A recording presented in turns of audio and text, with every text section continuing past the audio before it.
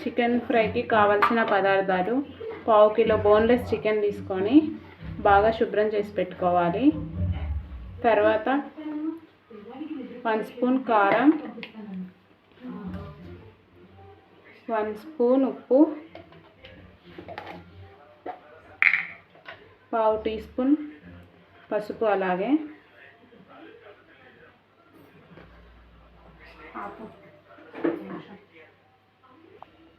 1 spoon ధనియా powder, 1 spoon అల్లం వెల్లుల్లి paste,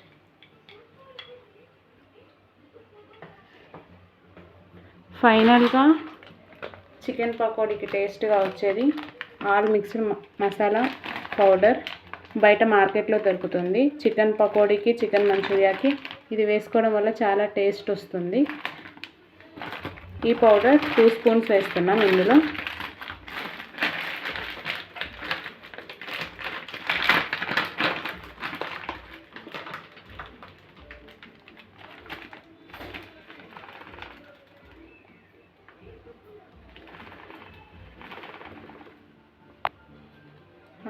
బాగా ఇలా కలుపుకోవాలి.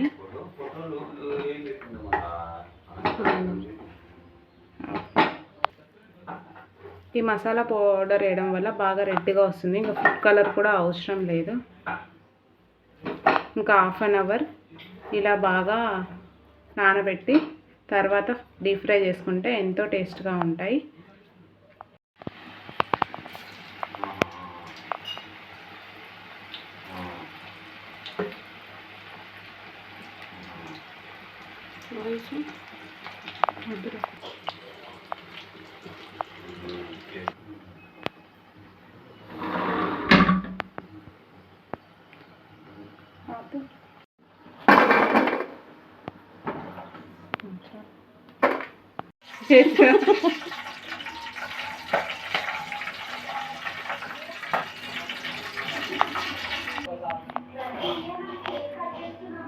ఇప్పుడు ఆపు వీడియో.